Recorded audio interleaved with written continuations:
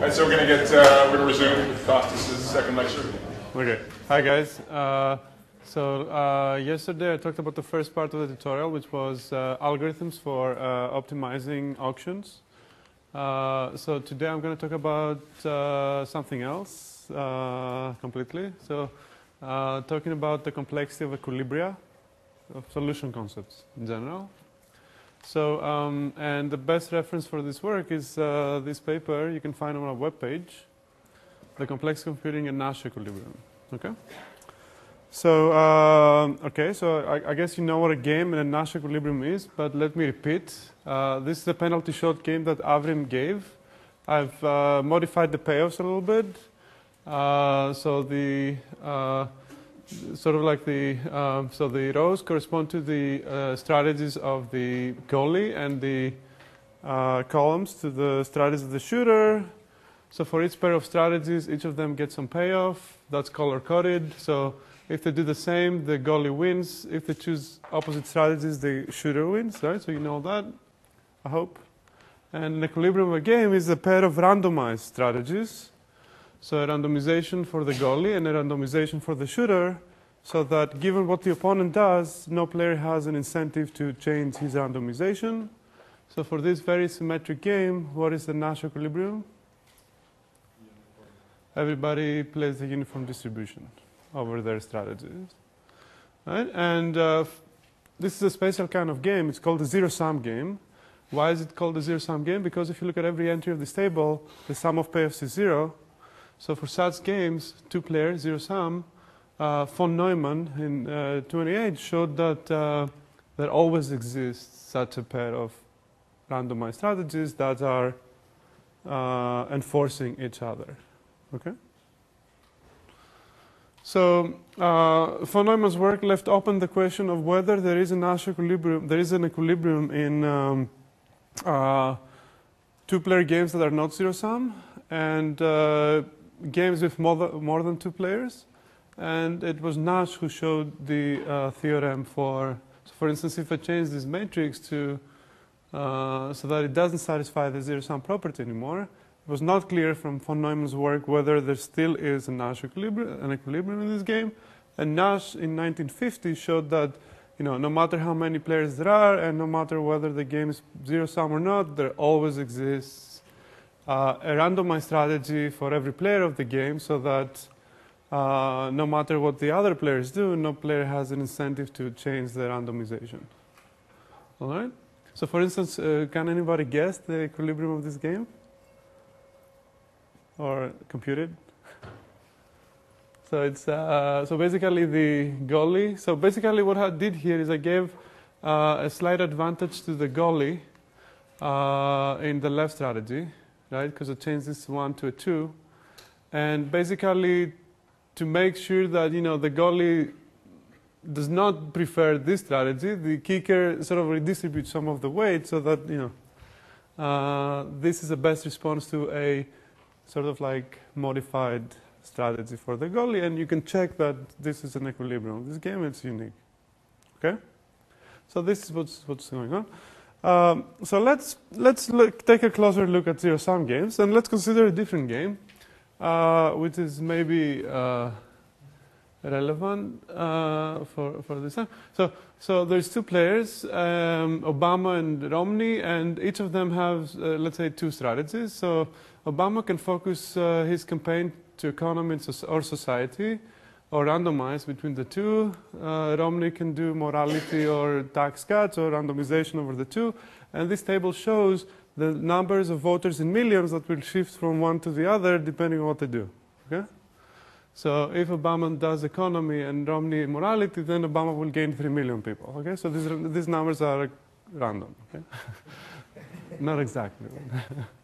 All right. So let's consider this scenario, and let's suppose that suppose Obama is not a good player, right? And he's like, look, no matter what Romney does, I'm just going to focus my campaign, half of my campaign, spend half of my budget on economy and half of my budget for society. Okay? So what would Romney do? Right?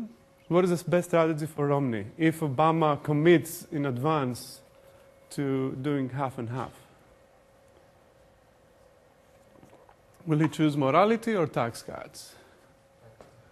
Tax cuts, right? Because with probability 1, because against 1/2 for Obama, morality gives an expected payoff of minus 500,000 voters, while tax cuts gives a 0 loss. Okay, so tax cuts seems better. Right? So let's try to generalize this computation. Okay, so suppose Obama commits to some strategy x1, x2, where x1 plus x2 equals 1. What would Romney do? Well, he would say, this is a bad idea, by the way, because it's not a good idea in a game to commit to your strategy in advance. But anyway, suppose, let's do this mental experiment. So, what would Romney do, right? So Romney would make the following computation. He would say, okay, so if, given that Obama has committed to that, if I do morality, my expected payoff is this, right? Minus 3 times x1, minus plus 2 times x2. So if I do tax cuts, my expected payoff is that. So I'm going to choose the best of the two. So my payoff after best responding to x1, x2 is the maximum of these two quantities. Right? So now, what is the corresponding payoff for Obama? After Romney best responds to x1, x2? Sorry? Equal to that? No, equalize the payoff of Romney? No, I'm asking something much simpler than what you have in mind. So I said, suppose Obama commits to x1, x2, and suppose Romney best responds to that. So this is the payoff that Romney will get. What is the payoff that Obama will get? What is it? So it's a zero-sum game, so it's minus this quantity. All right, so it's minus that quantity, right? Minus that quantity, and I take the minus inside, flipping max to min, and this is the payoff of Obama, okay? So if Obama commits to x1, x2, and allows Romney to best respond, then Obama's payoff for x1, x2 is this. Is it clear? Okay. Let's... So the best strategy for Obama to commit to, if he was obliged to commit to a strategy in advance, is to choose an x1, x2 that maximizes this quantity. So x1, x2, that's an argmax of the mean of these two quantities. All right? So that's a best strategy for Obama to commit to if he had to commit to something. And how do I compute the best strategy?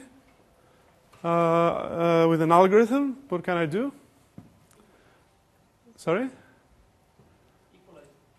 No, I can write down an LP. So I'm going to say, I'm going to try to maximize this quantity. So what is this quantity? This quantity is the minimum of this quantity and that quantity. So if I introduce this in two inequalities, then I'm making sure that, and I maximize z, then z is going to be the minimum of these two, and try to maximize that. Is it clear why the LP is solving the right problem? Okay, so this is the LP that Obama would solve to figure out the best strategy to commit to. Right?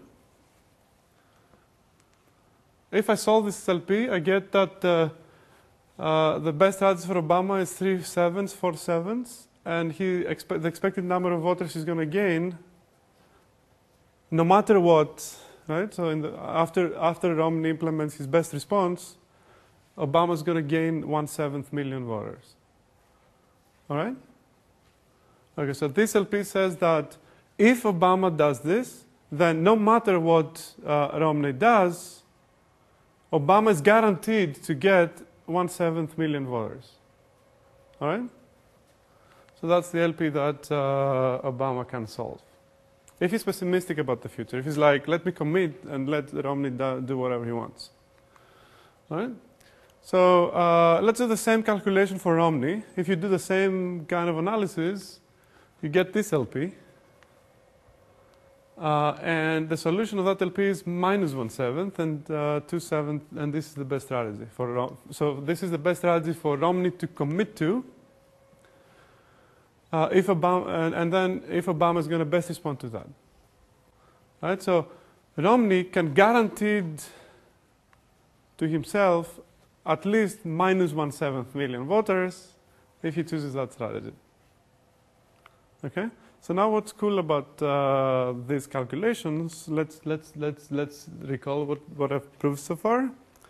So I've proven that no matter what Romney do, Obama can guarantee 1/7 million to himself by playing this strategy, and also, no matter what Obama does, Romney can guarantee minus 1/7 to himself playing that strategy. So the magic is that these two numbers sum to 0.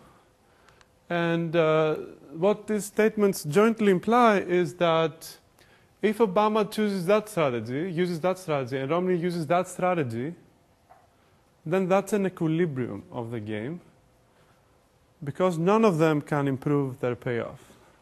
There's no margin to get something more, because the other guy is guaranteed 1/7 or minus 1/7 respectively, and there's no stakes on the table. Okay? So magically, these two strategies computed independently, and in some sense pessimistically by the two guys, are consistent with each other. Okay? That's magical, because in principle, I said before, it's a bad idea to commit to something, right? And these guys might as well commit to the strategies they computed, and they know that no matter what the other guys do, they're not going to lose, right? Okay. So they jointly comprise an equilibrium. And why? So why is it a miracle? Because, as I said, these two strategies were computed independently, without interaction with the other guy. All right. So let's try to demystify this miracle. Okay, that we just observed. Okay. So here are the two LPs of the two people, right? And what enabled the fact? So what resulted in their solutions being in Nash equilibrium was that the payoff of this, the value of this LP, was minus the value of that LP. The question is why are these two values opposite to each other? So I'm going to massage that LP to prove that. So in the first step of massaging, I'm going to replace W with minus Z. Minus T, okay? So this is what I do here. So I replaced W with minus T. And instead of wanting to prove that this LP has value minus the value of that LP, so I guess, okay, so I've left minus there. Okay, so I just replaced W with minus T, right? Now I'm going to remove this minus from the objective. All right? All right? Is everybody cool with that? I changed the max to a min. And instead of wanting to prove that this LP has value minus the value of that LP, because I removed the minus, I want to prove now that these two LPs have the same value. And let me massage these two equations now. Right? And basically what happens is that these two LPs are duals to each other. Okay? These two LPs that independently were set up by Romney and Obama are duals to each other. Linear programming duality implies that their values are the same, and this is what enables the proof. Okay, so it's not by accident that these two LPs have the same value, or minus one of each other. It's by, is an implication of linear programming duality, and this precise argument is going to work for every two-player zero-sum game. So moral of the story, the existence of a Nash equilibrium in this game is a result of strong linear programming duality, and this generalizes to any two-player zero-sum game. And because we know how to solve LPs efficiently, this technique allows us to compute equilibria efficiently. Yeah? So let me summarize what I did. So I proved that in every two-player zero-sum game, there is a Nash equilibrium. And I showed that it can be computed efficiently. All right? So if you remember last talk, I've improved also that there is a Nash equilibrium in every two-player zero-sum game, but his technique was different. It used no-regret dynamics. Over here, I'm using strong linear programming duality, and I don't have to take limits of dynamics and play with epsilons to prove it, it just follows from strong duality, that the values of the LPs are the same, and that the equilibria, the strategies computed by the LPs magically fit to each other. Okay. All right, so a historical note. The theorem, the existence of Nash equilibria in two-player zero-sum games was first showed by von Neumann in 28, and his proof was not using strong LP duality. Why? Because it was not known at the time. Okay, so it used Brouwer's fixed-point theorem. Okay, so a few years later, like 20 years later, when Danzig was putting together the linear programming theory and was presenting it to von Neumann, they realized together that von Neumann's result and can be proven by use of strong duality. Okay. And however, as I said before, the von Neumann's proof left open the question of whether there is an equilibrium in general games. And this was the gap that was filled by Nash, who used also a topological fixed-point argument, so originally for correspondences, and eventually, so a year later, found a much simpler proof using Brouwer's fixed-point theorem. I'm going to illustrate that proof in shortly, okay, Nash's proof. Right? However, unlike, sort of like, there is a parallel here, right? So, sort of like, 20 years after von Neumann, Nash showed the existence of equilibria in general games, again, using Brouwer's fixed-point theorem. You would hope that, maybe in the future, maybe a few years later, Danzig prime would come around and would figure out a simpler proof that is constructive, okay? But, up until today, we have no efficient argument. We now have no constructive proof of Nash's theorem. Okay, so zero-sum games are the only games that we know how to solve efficiently, computationally efficiently, and the only games whose equilibria we know how to justify with linear programming. Okay, so general-sum games do not share this fate. All right. So this is the point of departure for this talk, and let me first, sort of like illustrate what Brouwer's fixed-point theorem is in case you have not seen it before. Right? So Brouwer's fixed-point theorem. So here's the statement.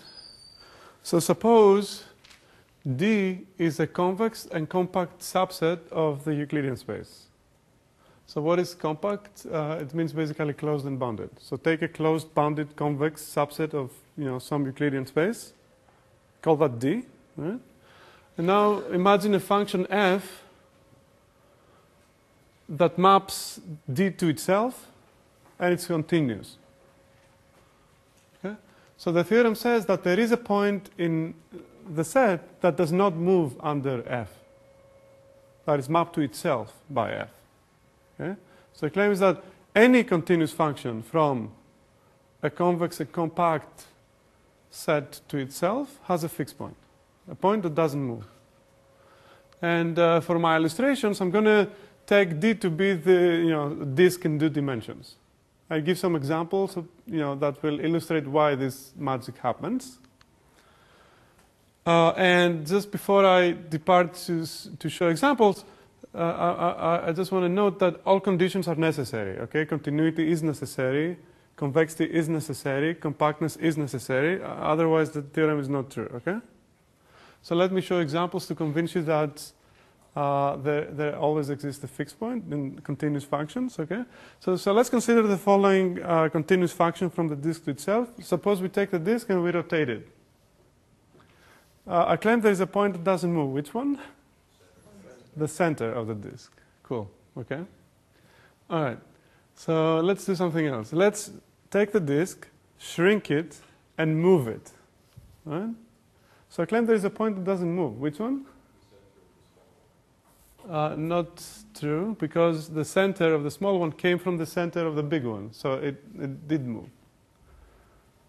Some point on the circumference of the small one. So this side or this side? I thought it was that side. Because the bottom side comes from over here, right? So the fixed point is there. Another example, let me take the disk, crumple it up and move it and place it on. So there is, again, there has to be a point that doesn't move. And, you probably heard colloquially that, if you take the map of, Pittsburgh and, throw it on the ground, there is a point that sits exactly above the corresponding real point. You probably heard that. This is the result of this. Okay? All right, so this is what Brouwer's fixed point theorem says. And it's used in the core of Nash's argument. Okay, how?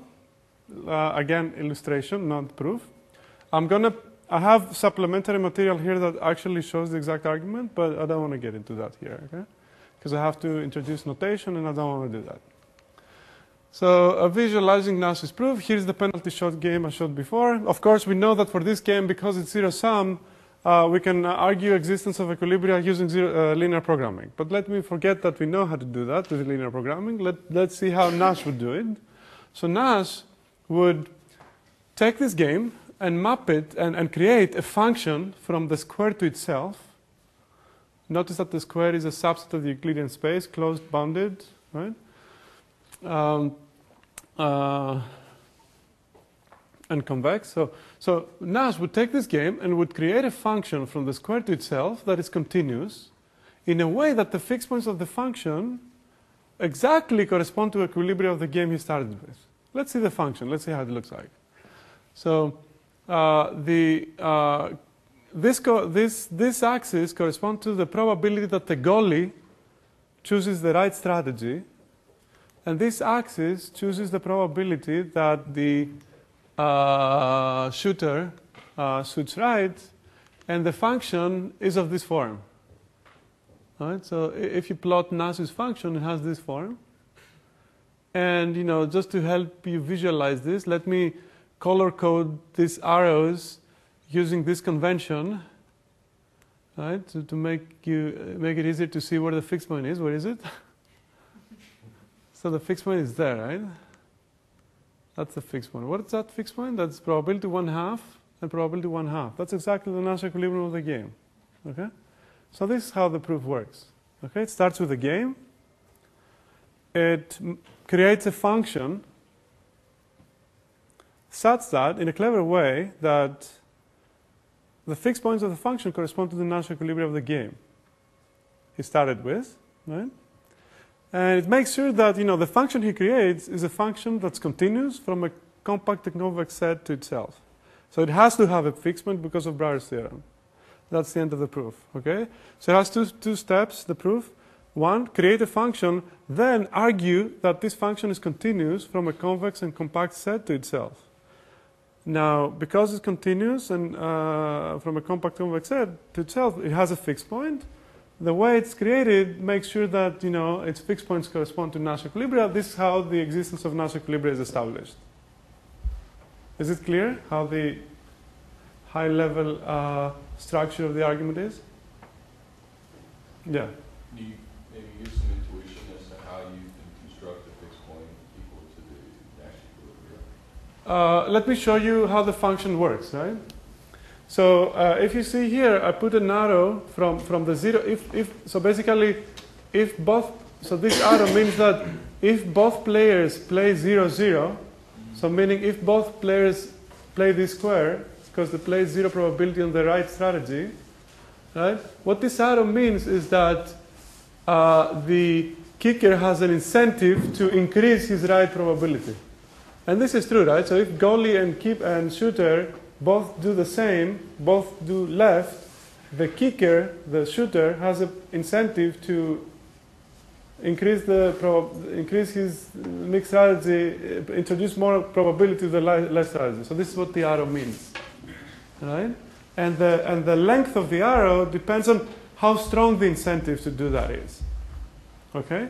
And the fixed points are points where nobody has incentive to change anything. Okay?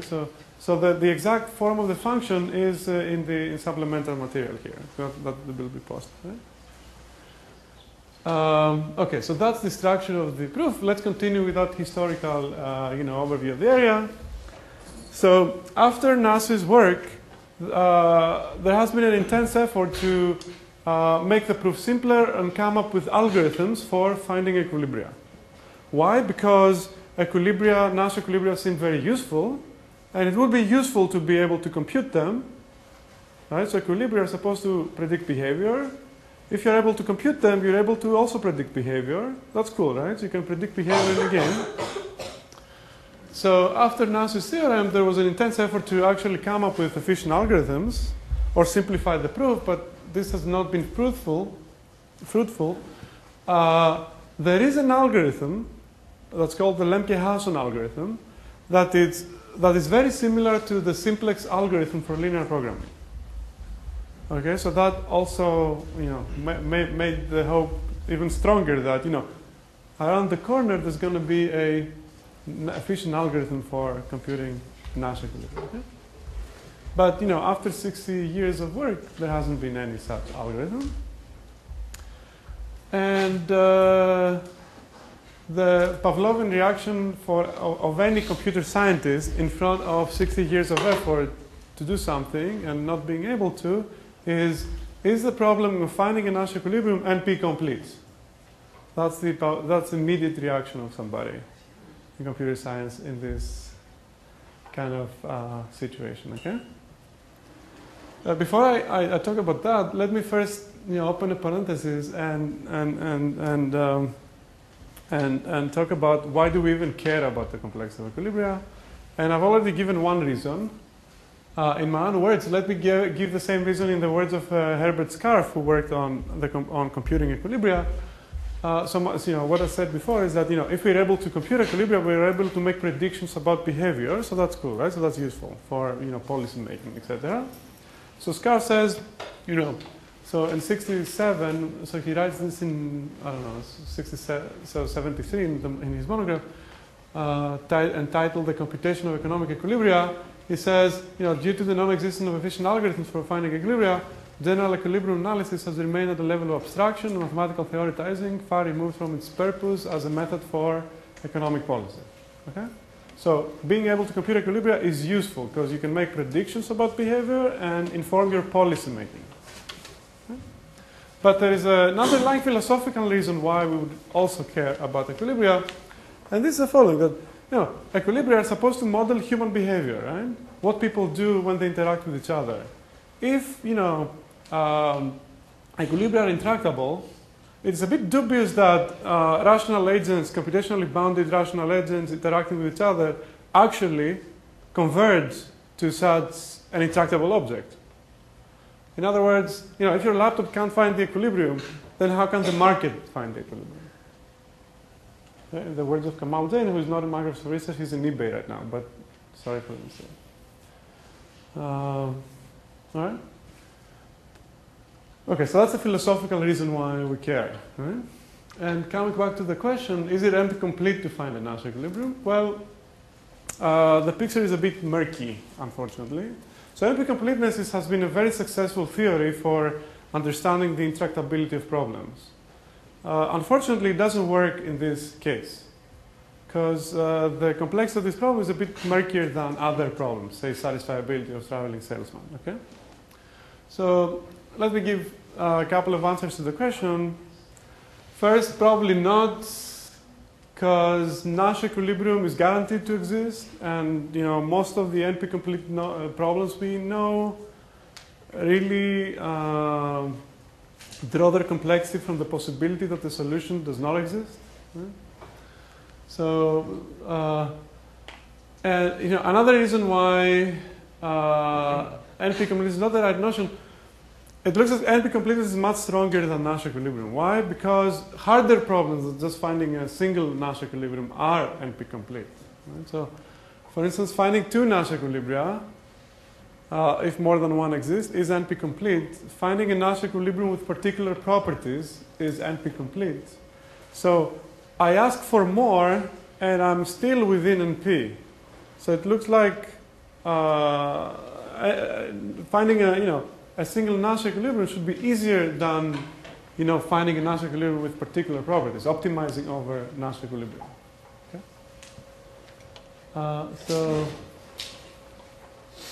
So the theory of NP-completeness does not seem appropriate, and Nash seems to lie well within NP. So Nash equilibrium shouldn't be up here. Okay, so it should be somewhere here.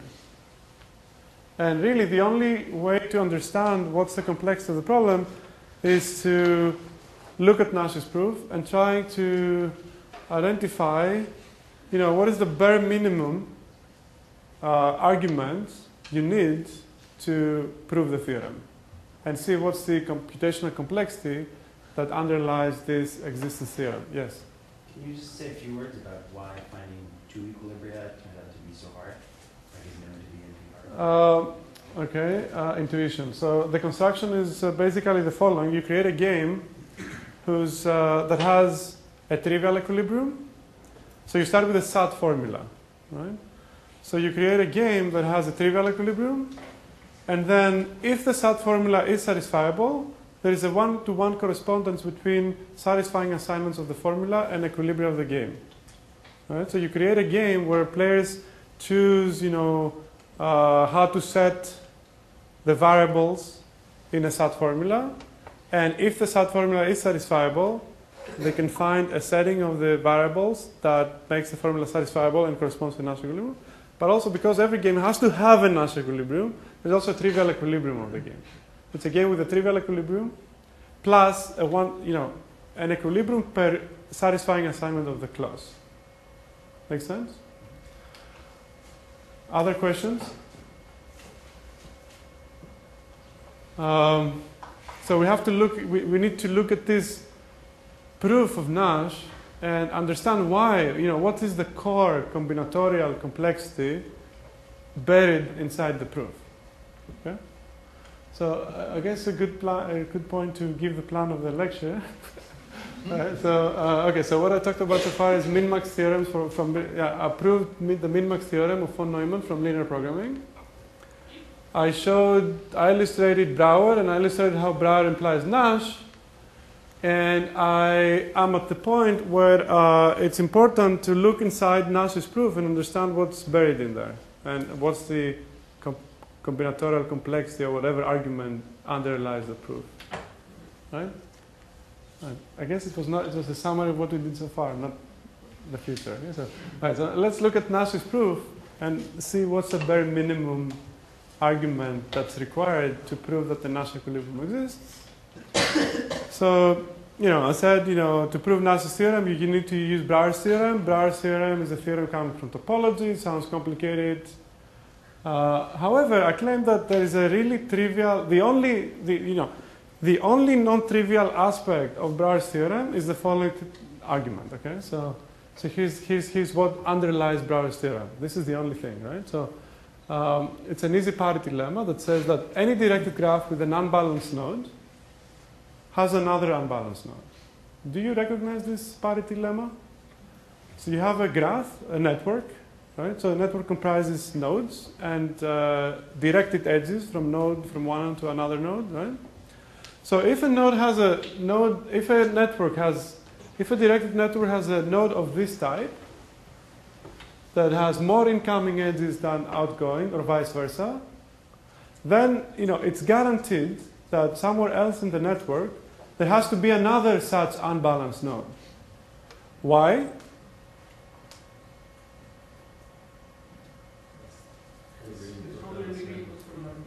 Yes, because if all other nodes were balanced,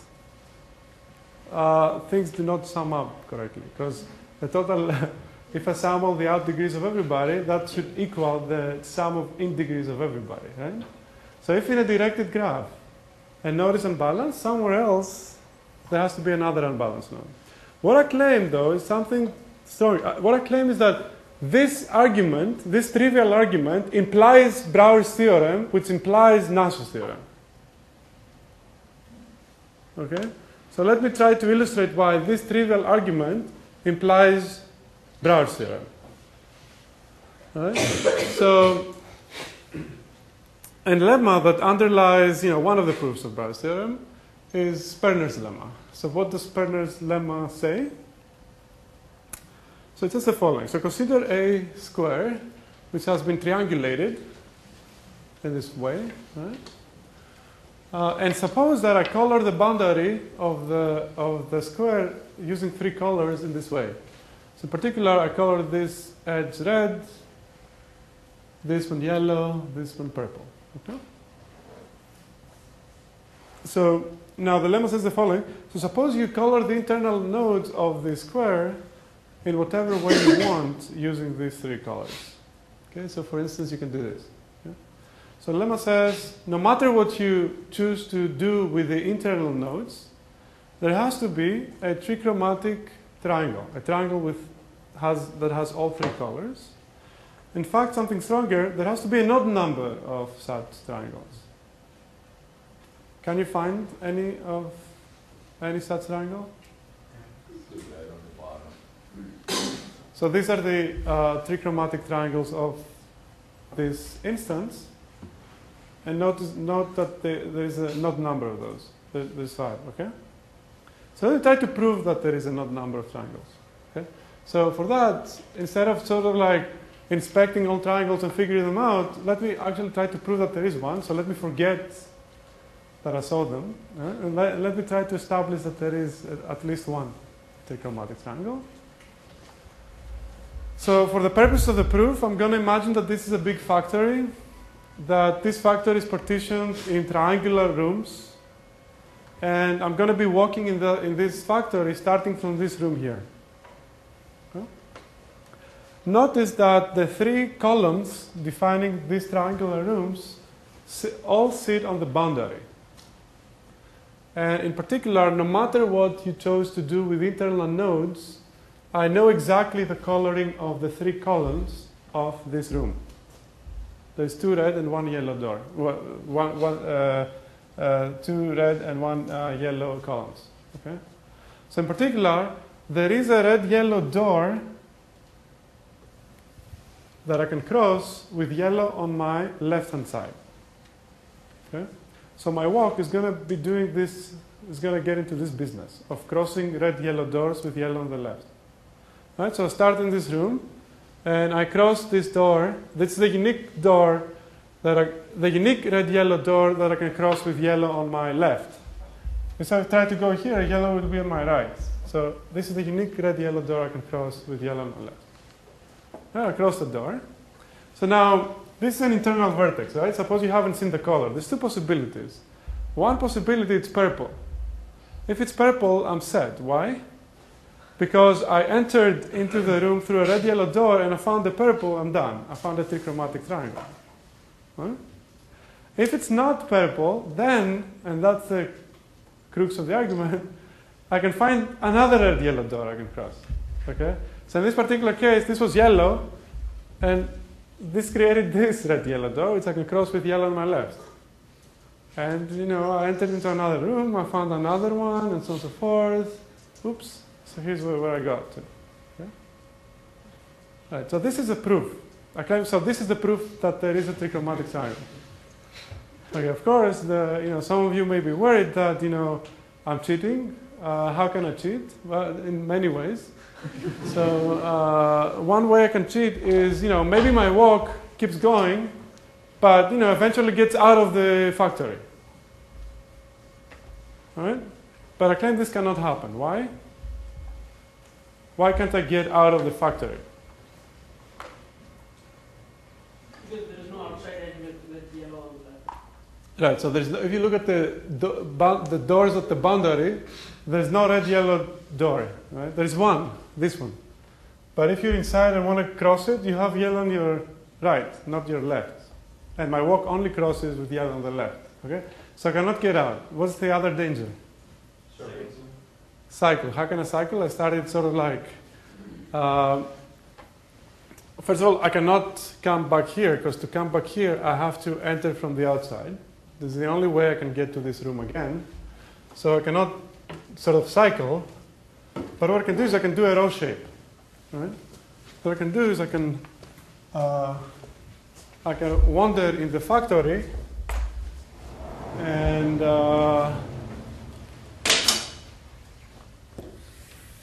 and eventually get into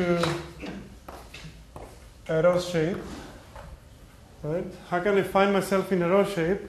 This would be a room where, you know, I entered from a red-yellow door, having yellow on my left, and I exited through a red-yellow door, and then I came back to the same room, but this is impossible because this would be a red-red door. Okay? So I cannot do a row shape. So I cannot get outside. I cannot close a cycle with my original room because, you know, to make a cycle I should come from the outside, and I cannot do a row shape. There's a finite number of rooms in my factory. Every day, every time, every step, I discover a new room. So I have to stop because there's a finite number. I cannot get outside. I cannot repeat rooms. What is the only stopping condition? What is the only thing that can stop me? Sorry? You run into a blue dot. I have to run into a blue dot, right? So there's no other way I can stop. As long as you're not giving me the blue dot, I can keep going, discovering new rooms. Then you're going to run out of rooms, and you know, there's a finite number, right? So that's a proof. Yeah? Let's try to prove that there is an odd number of triangles. For that, let me do the following mental experiment. After my first, you know, path found, you know, a trichromatic triangle, let me pick a triangle, another triangle in this factory. Let's say that one. Okay? I haven't passed through that triangle. Okay? Let me check if the triangle has a red-yellow door. In this particular case, it does. Let me cross it having yellow on my left. Okay, so I found a trichromatic triangle. Let me go backwards. So still yellow on my left. I'm going backwards. All right, that's cool. All right, so here's another thing I can get. Here's a cycle I can get.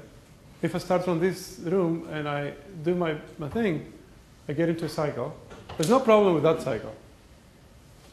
This was the only path that couldn't get into a cycle because to close the cycle, you should come from outside, right? So this is a path. Right? This became a cycle. This resulted in a path, both the endpoints of which are trichromatic. And they have to, because, you know, if they weren't trichromatic, I would keep going, right? So the only, you know, sink or source in my paths have to be trichromatic stuff. And, you know, all these guys, other guys are isolated, because if you start here, there's not a yellow door you can cross, so you're not going to do anything. If you start here, you're not going to do anything, so forth. Okay? So you can cover the factory with walks,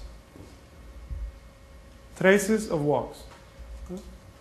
So let me try to abstract away the details of this proof. The only thing I did in the proof is I defined a transition rule from triangle to a neighboring triangle. The transition rule was the following: if there is a red yellow door, cross it with yellow on your left. That was the only thing that I defined, and using that rule, I managed to cover my space of triangles with a path that starts at the bottom left triangle and ends at the trichromatic triangle, guaranteed, and then with potentially other paths, cycles, and isolated vertices. This is from, some, miles above what my proof looked like. And now, you should recall the parity argument that I mentioned in the beginning.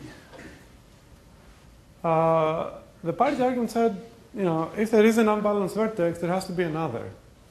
The way I created this graph, this guy was an unbalanced vertex. That guaranteed that there is another unbalanced vertex. The only other unbalanced vertices have to be trichromatic.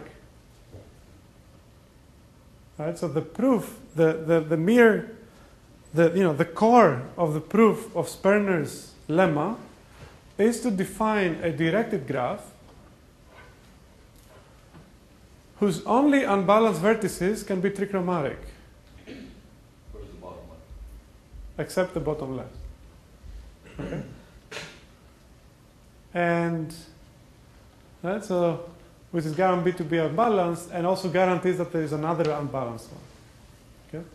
So the structure of the proof of Sperner's lemma motivated Papademetriou to, in 1994, define a complexity class that tries to capture all problems whose solution always exists, and the reason it always exists is a parity argument. All right? So such problems come up with an implicit description of a directed graph and a given unbalanced node of that graph, and what they require you to do is to find another unbalanced node. Okay? But if you played with graphs before, you're going to say, wait a second. Okay? So if I'm given an unbalanced node in a graph, why the heck isn't it not trivial to find the other unbalanced vertex? I can inspect every vertex and check if they're unbalanced. Right? So what is this guy talking about, right? So the reason that this is not a trivial problem to, given a directed graph and an unbalanced node in that graph, find another unbalanced node, is that this graph may be implicitly described. It may have complexity exponential in its description.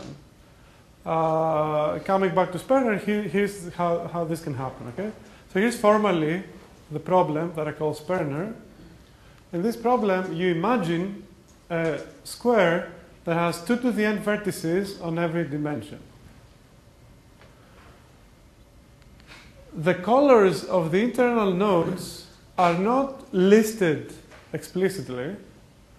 What you do is you provide a circuit that is going to take as input the coordinates of a point, so x and y.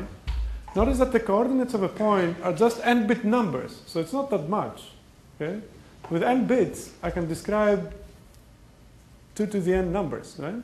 So the circuit takes as input the coordinates of a point, and it spits out a color for that point. Right? And this is the only thing that's given to me. What is given to me is a circuit that has as input n bits and another n bits, and that has some gates inside and so on and so forth, capacitors, whatever you want, and outputs 3 colors. Okay? So I'm given this circuit, and I ask you guys to find the coordinates of a triangle that's trichromatic. The trivial algorithm that can find such a trichromatic triangle is to try to imitate my proof. Start from the bottom left, cross the door, query the circuit to get that color, and keep going with a lazy evaluation of colors till it hits a trichromatic triangle, simulating the proof, and doing a lazy evaluation, not revealing all the 2 to the 2n vertices, because there's too many, sort of like doing a lazy evaluation as the walk proceeds, right, in demand, right, calling the circuit when it needs to, until it's guaranteed to stop at some point, and find the trichromatic triangle. The trouble is that this walk can wander exponentially long inside this factory, and there's no guarantee that it's going to stop before 2 to the 2n steps. Okay? So the Sperner problem draws its complexity from the fact that the graph that's given to us is not given explicitly by listing all the vertices and all the connections between the vertices. It's a graph that's implicitly described by some circuit. So if you have a huge but implicitly described graph, how can you sort of telescope these long paths and figure out trichromatic vertices without actually traversing the whole thing? Okay, that's in Brouwer strokes the complexity class PPAD. So where is PPAD with respect to NP? So so here's what I did so far. Sperner's lemma PPAD. So PPAD is believed to be here. Right? So it's not believed to equal P, and it's not believed to equal NP. Of course, nothing in complexity is exact, right? So everything is believed to be this way, right? So for all we know, P could be equal to NP, and the whole thing may collapse, right? But it's going to take a few hundreds of years before we figure out the answer to this question. All right? And probably the answer is going to be negative, and P will be different than NP. Right? But, nobody knows. Right? But this is the believed state of the complexity world. and PPAD is believed to lie, to be separated before. Yeah? So what does PPAD contain? What kind of problems does it contain? So the argument, the proof of Sperner's lemma illustrates that Sperner lies inside this class. By the way, what does PPAD stand for? It stands for polynomial parity argument in directed graphs. Okay, so parity argument in directed graphs. And the first P has to do with the fact that you implicitly describe a big graph, right? So so another problem that's in the class is Brouwer. So what's the problem Brouwer? You're given a continuous function from the unit cube to itself. You are asked to find an approximate fixed point of that function. That problem also lies in the class. The reason it lies in this class is because you can prove Brouwer's theorem using Sperner's lemma. I have supplementary slides that show why. So if you're able to find trichromatic triangles, Sperner triangles, you are also able to find approximate fixed points of functions. Okay? So because to prove this, you need this. This implies that to compute Brouwer fixed points, it suffices to have algorithms for finding Sperner triangles. All right? So, but what is cool is that not only we've created a class that contains these problems, but we have created a class that exactly captures the complexity of the problems in the following way. That we can also show that these two problems are PPAD complete. So not only they lie within the boundaries of this class, but they are completeness means they are as hard as any other problem in the same class. Okay. So in other words, this class whose exact details I didn't give. Okay, so I gave intuition about how it's defined. So it's a class defined in terms of Turing machines, which I don't want to get to. But there is a way to define a complexity class in terms of Turing machines that exactly, tightly captures the complexity of two problems that are relevant for fixed points, for fixed point computation. And the motivation for us to look at fixed point computation is that our target problem is equilibrium computation.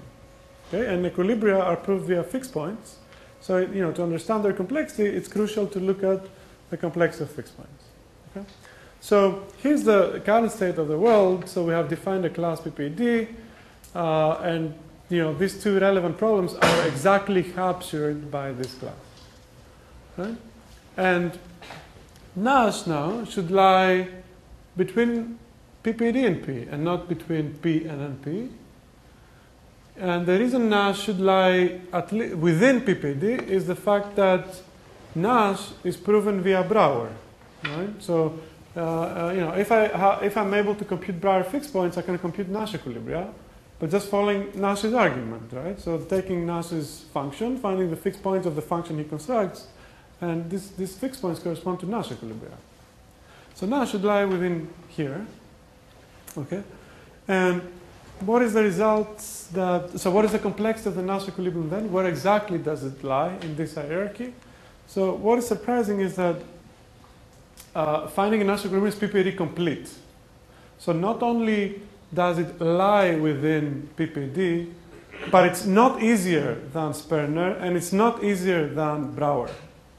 It's as hard as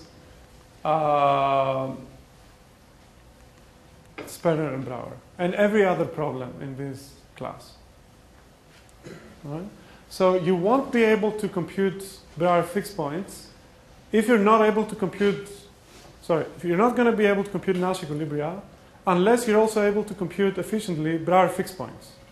In other words, it's not an artifact of Nash's proof that Brouwer fixed points are used. They are necessary. You won't be able to come up with a simpler proof that results in an efficient algorithm, because if you're able to do that, you're also able to compute Brouwer fixed points. Okay? This is what the result says. And the result is not sort of like for complicated games, right? So, already in our proof we had, we showed that, 3-player games are PPAD complete, and this was improved to 2-player games. Right?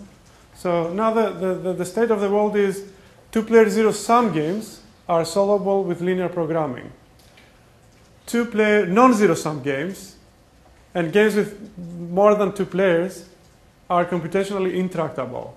Right? So you won't be able to come up with a general algorithm that solves these games efficiently. And the state of the world is even worse. Not only, so these results are not restricted to Nash equilibria.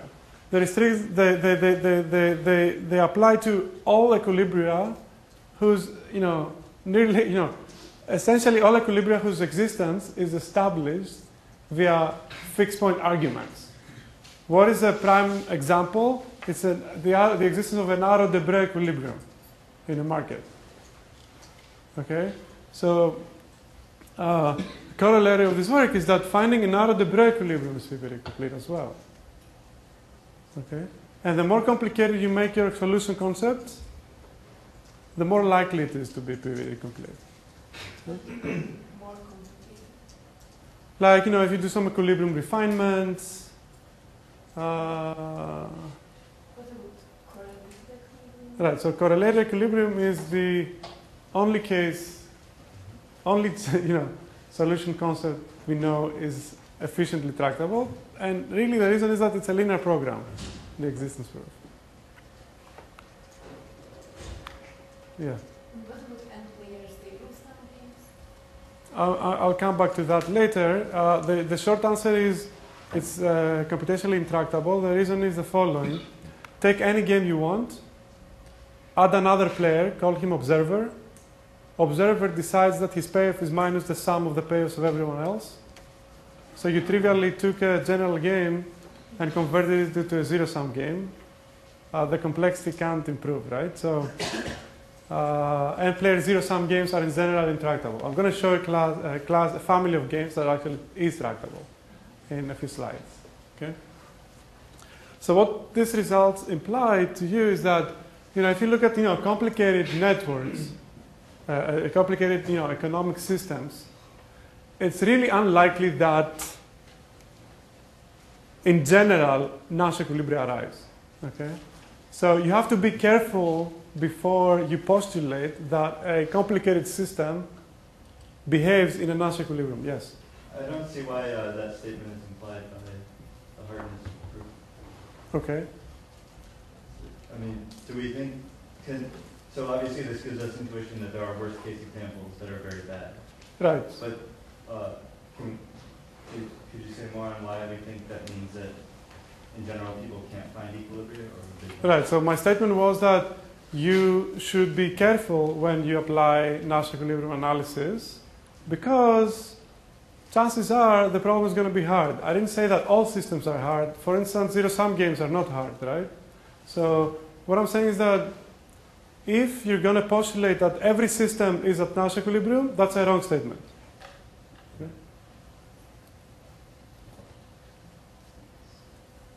Right? So unless you find algorithms for, unless you identify a family of a subset of games for which equilibrium is tractable, you are not certain that equilibrium will happen. Yeah. Is there a reason to believe that the hard instances are in an open set? In an open set? That there aren't perturbations to the payoff matrix? Like perturbations that would make the situation. Right. Good question. So basically, so the complexity is robust to that. So take any game per terabit, the complexity doesn't change. It's still a hard instance. In other words, let me say it the other way. If you compute an approximate solution, so if you take a system per terabit, find an exact equilibrium for that, that's an approximate equilibrium for the system you started with.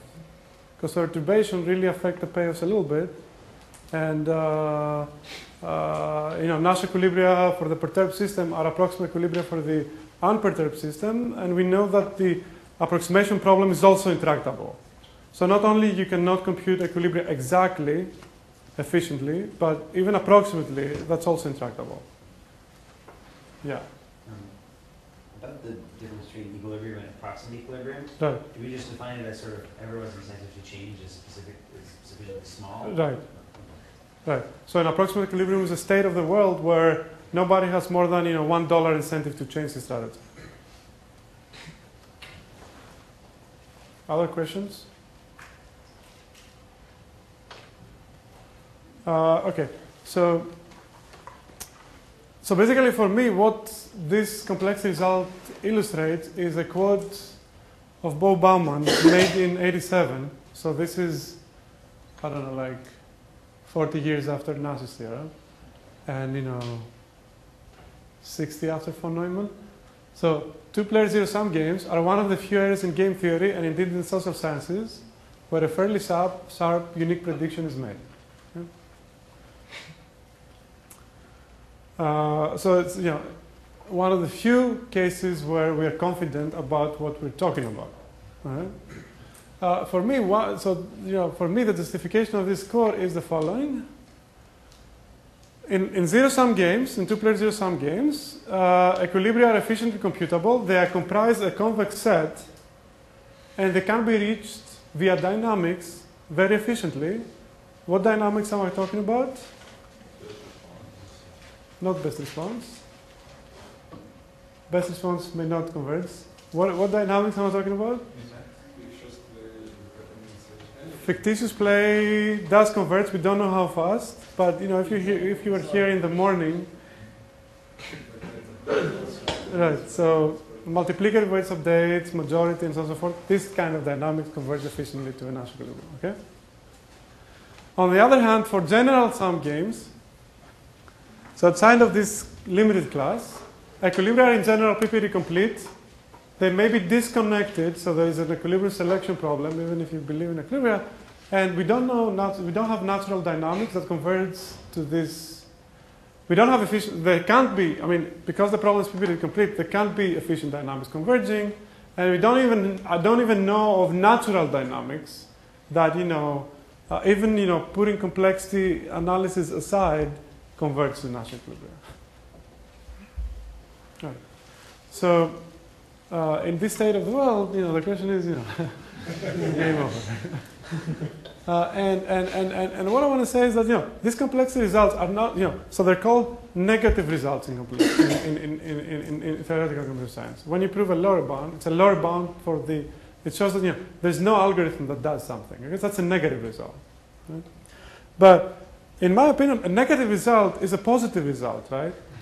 Why? Because it sheds light to an issue, right, that we have to address.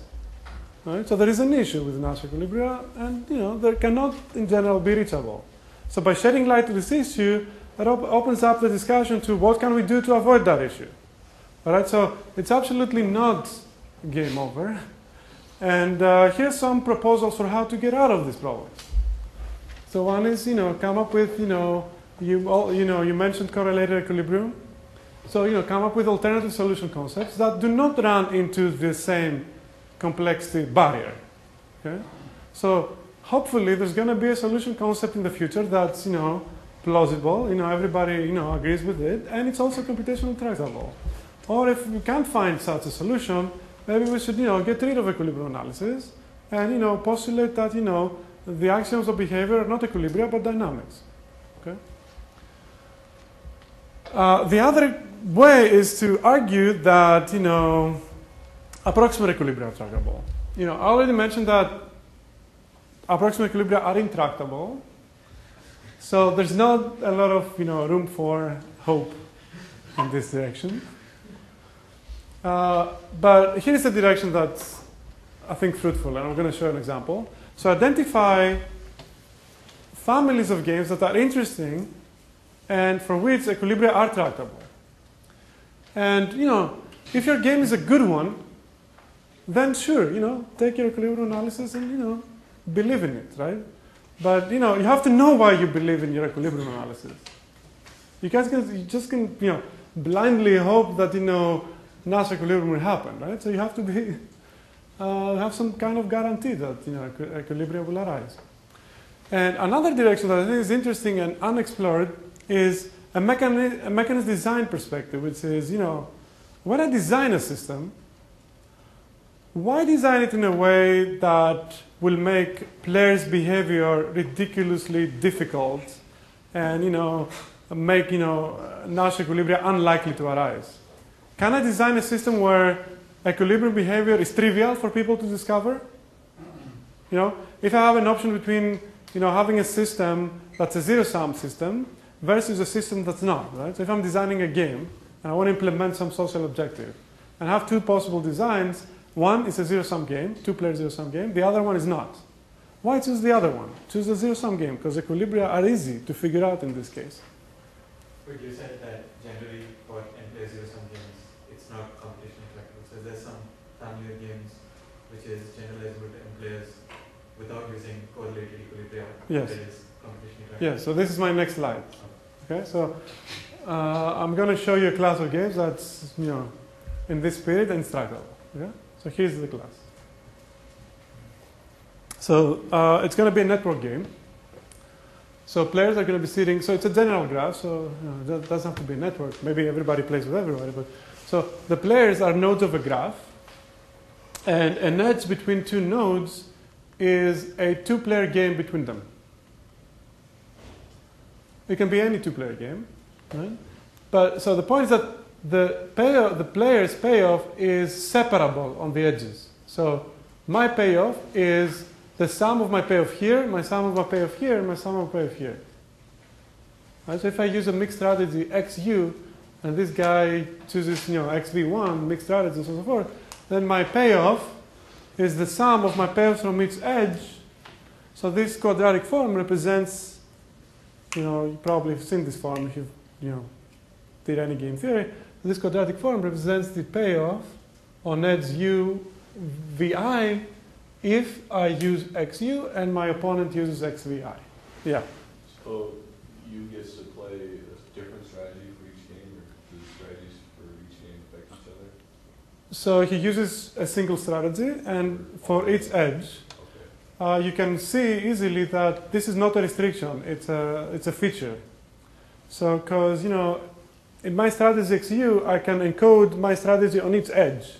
Right? So if your application requires you to choose different strategies on the edges, that can be simulated with this, because XU may specify what you do on each edge. Okay. Right? So this is, you know, a harder case to understand, to analyze. If you're obliged to use the same strategy on each edge. All right? So, okay.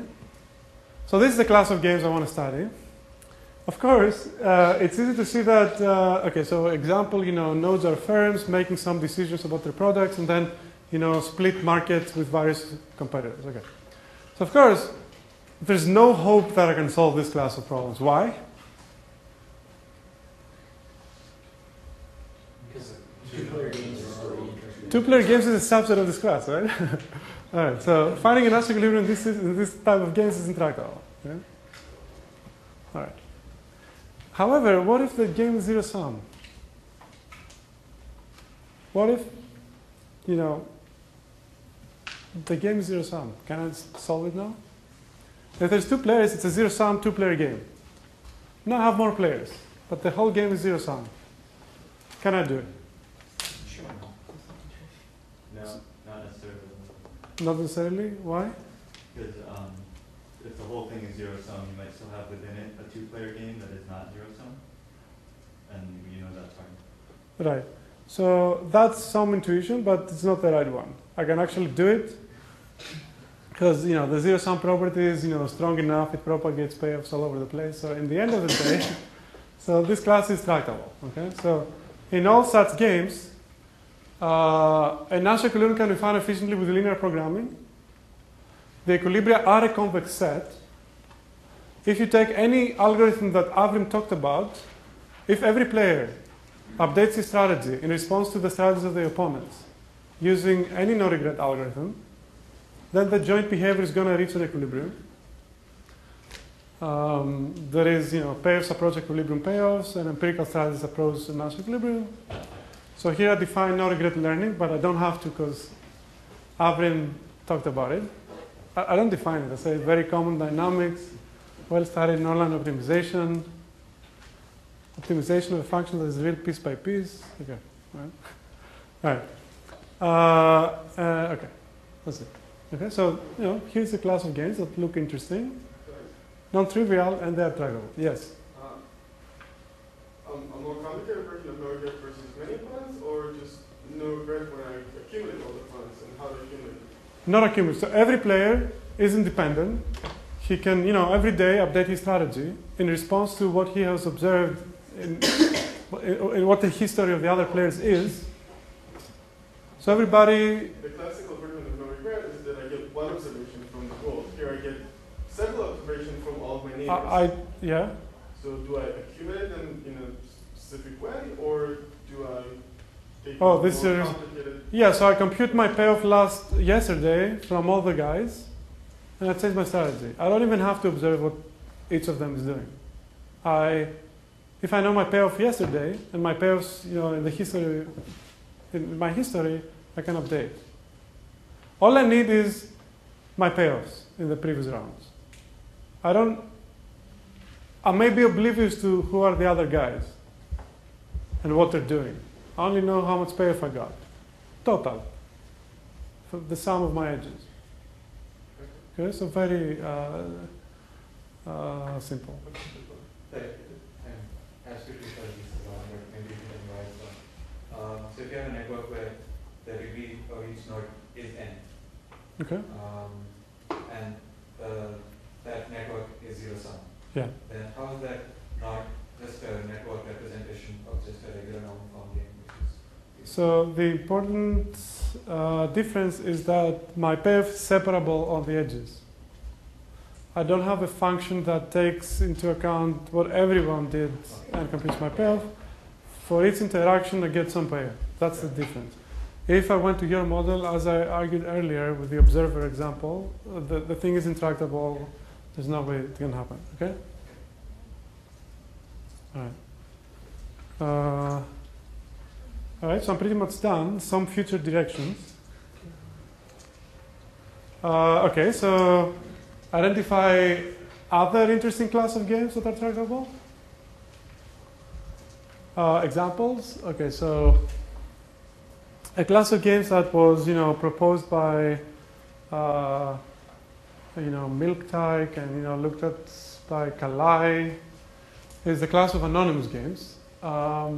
These games are, games with a large population of players, but where a player is oblivious to the names of the other players. So what if we are in a situation where my payoff depends on what I do and depends on what the population does, but it does not depend on the names of my opponent. So if I permute their strategies, my payoff doesn't change. Right? So these kind of games are called anonymous. And over here, the fact that the other players' strategies are I don't care about who does what, but I only care about how many do what. Gives rise to a possibility to exploit via central limit type theorems. Okay, so and such games can actually be solved with central limit theorems, tractably. So this is a class of games. It's a natural one because I don't expect you to ever play a game where you have 300 opponents and you keep track of what each of them is doing, and you care exactly about each of them is doing, and you keep a normal form, the representation of this game in your head, which has exponential size in 300. Right? So if I have to specify a game with 300 players using normal forms, I have to pay my number of strategies to the number of players, which is 300, which is how big? Bigger than the universe, particles times nanoseconds from the birth of the universe. Yeah, so it's not a class of games you actually typically play. Okay, so which makes this kind of games that have a large component of anonymity tractable, interesting, and they are tractable. Another interesting class of problems that I would like to see somebody work on is try to combine equilibrium analysis with statistical physics type techniques, right? So if you think about it, an equilibrium tries to, see, understand the macroscopic structure of behavior, right? And this is similar to what statistical physicists want to do. They have some postulates about how individual particles interact with their neighbors, but in the end of the day, they want to understand the macroscopic structure of a system. So there seems to be, in spirit, close connection between the two objectives, right?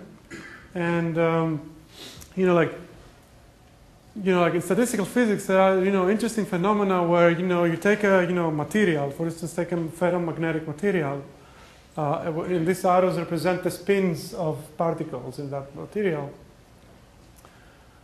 or the orientation of some magnetic particles. And if you take such a material and lower its temperature below a threshold called Curie temperature, something magical happens. All the spins get aligned. Okay, so in high temperature, what you see, there's no macroscopic structure in the system. So it's a sea of spins that are random.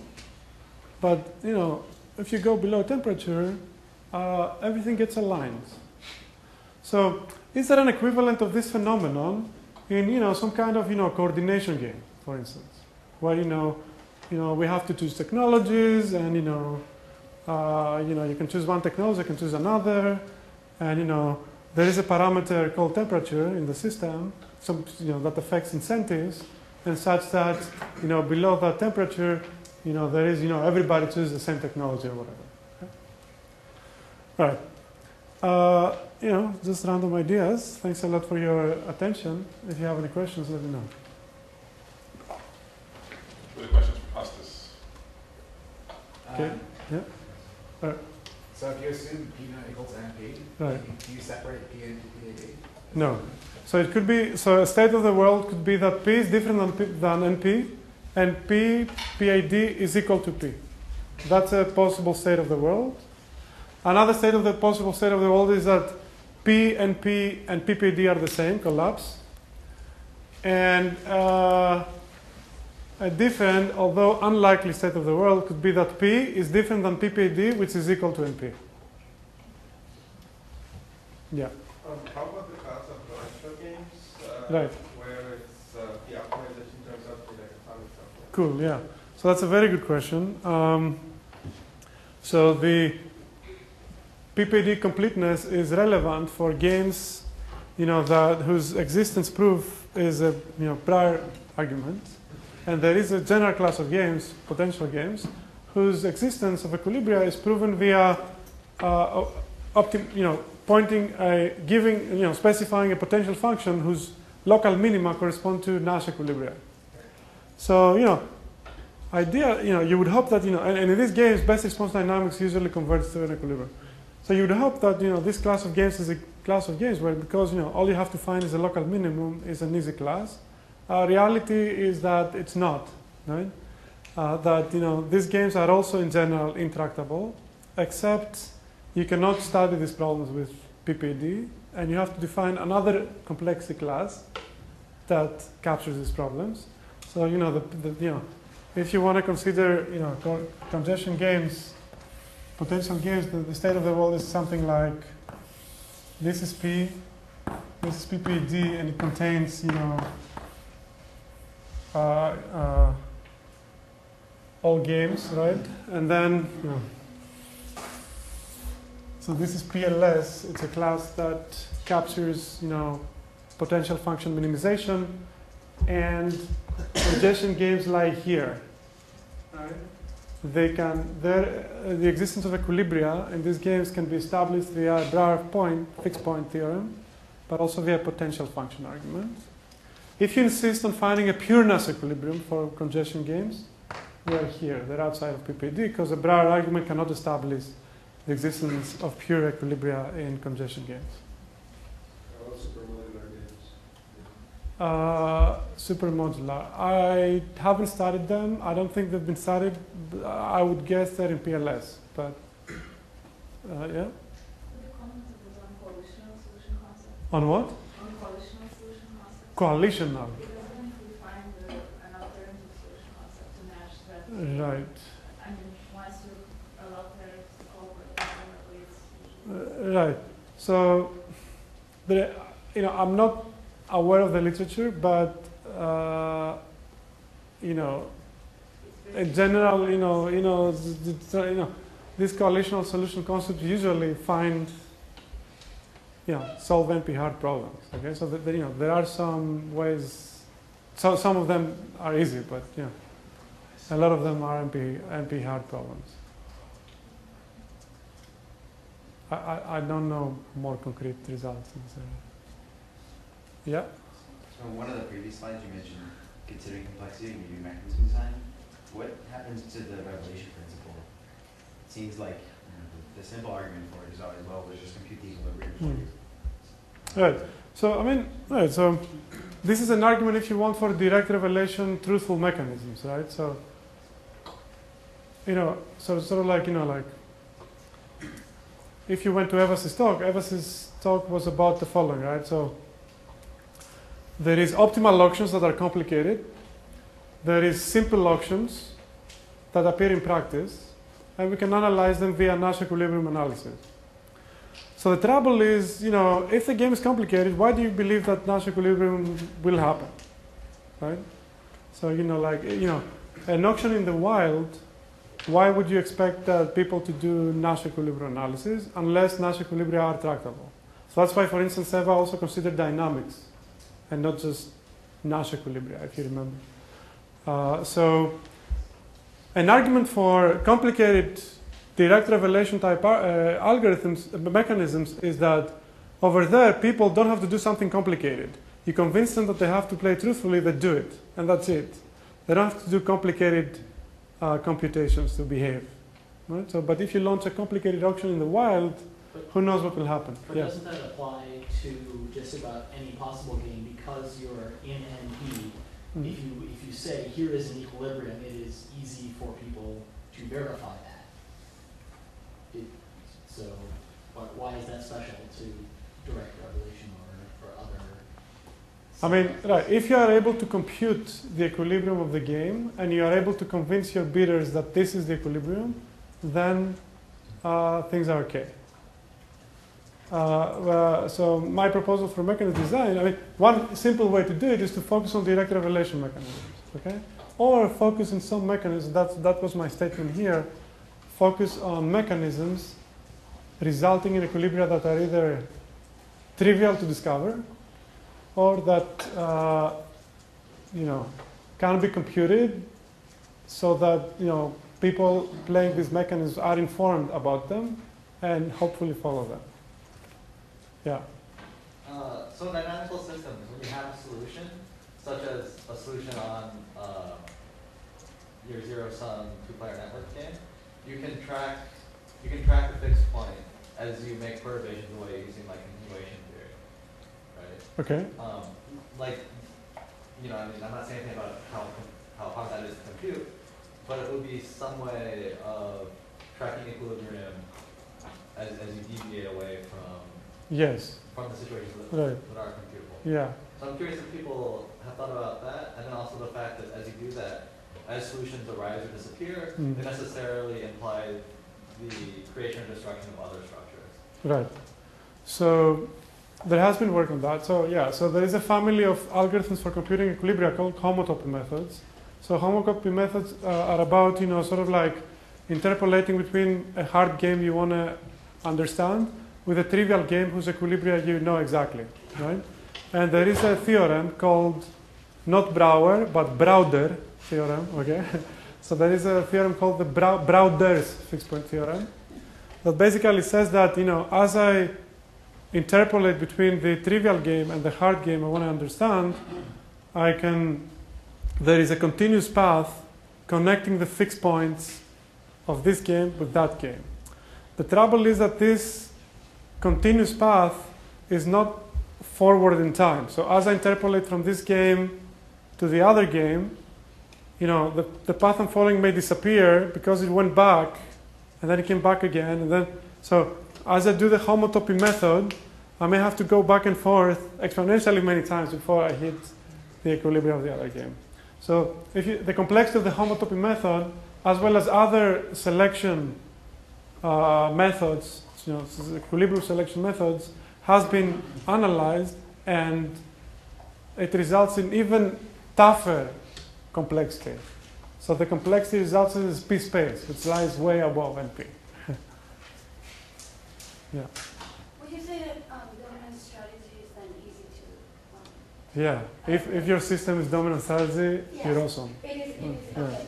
So then supermodular games are really a good example because they are bounded. They have a lower and an upper bound on the equilibrium set. And in some instances, you can shrink that set to a unique equilibrium that is a dominant strategy also. And so if you design the mechanism to be supermodular, there are instances of games where you can design the mechanism in a way that you shrink the equilibrium set to one point and that is dominant strategy. Right. So if you can do that, you are golden.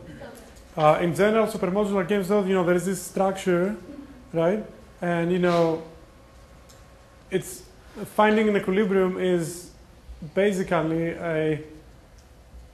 a potential function. Yeah, but you code for correlated equilibrium, you don't do the algorithm. Sorry? You told for correlated Yeah. equilibrium, you have good results. So Yes. I think these are also correlated equilibria, and I don't know which point. Nash equilibria in submodular games. Yes. So Supermodular games, like there are these boundary Nash equilibria, and I would be interested. I mean- That would find one correlated equilibrium. So finding, so okay. So we have to be careful in how we define the submodular game. If you can define it, The thing is that even rationalizable profiles are bounded by those two Nash equilibria. right, so what I'm saying is that, Anything that is correlated is in, and those are correlated. right, so we have to be careful, right, so we have to be careful when we talk about correlated equilibria, we have to be, and any other game for that matter, we have to be careful in how we specify the game. If it's a normal form description, then what you say is okay. So you can find the correlated equilibrium. But if you You can find the correlated. yeah, What special property? you can also optimize. If you have a linear function over them, you can also optimize. You can write down an LP for finding correlated equilibrium. The trouble is the size of the LP scales with the number of strategy, with the number of mixed strategy, with the number of pure strategy profiles of the game. Right? If you have continuous action spaces,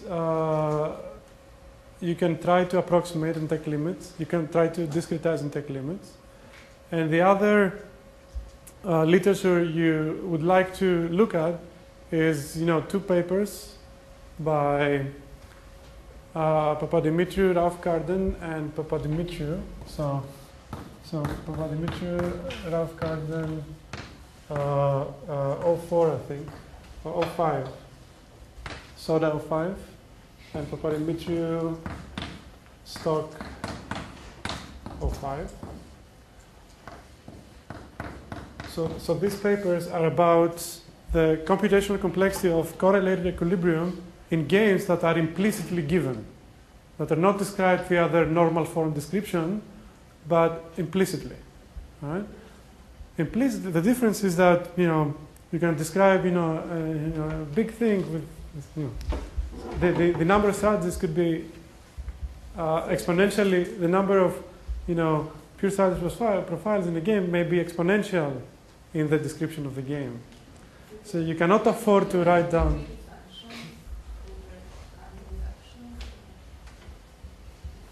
Right. So I can take that offline, but Is there any yeah, further questions? yeah. In your last slide, you mentioned future directions, and you mentioned something about the statistical behavior of people changing their strategies and reaching some sort of a statistical characteristic. And you give an example of temperature as being a parameter in statistical physics, and then there's a sudden change in behavior of the whole particle slash medium. My question to you is, what sort of parameters would you look at if you're looking at something like social networks, and then you see a sudden change in the behavior of people? Is that incomplete information? Sorry, is it? Is it, as in the sort of parameter you would look at in game theory, Yeah. in such networks, is it incomplete information or something?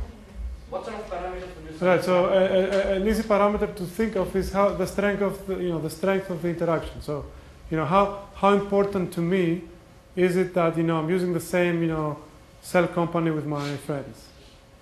If there is strong incentives to have the same cell company, that's a low temperature regime. If there's not strong incentives, it's a high temperature regime. So that's one thing you can look at, and there is literature already if you want to look at this kind of problems. You can look at the paper of Saberi Montanari on the topic.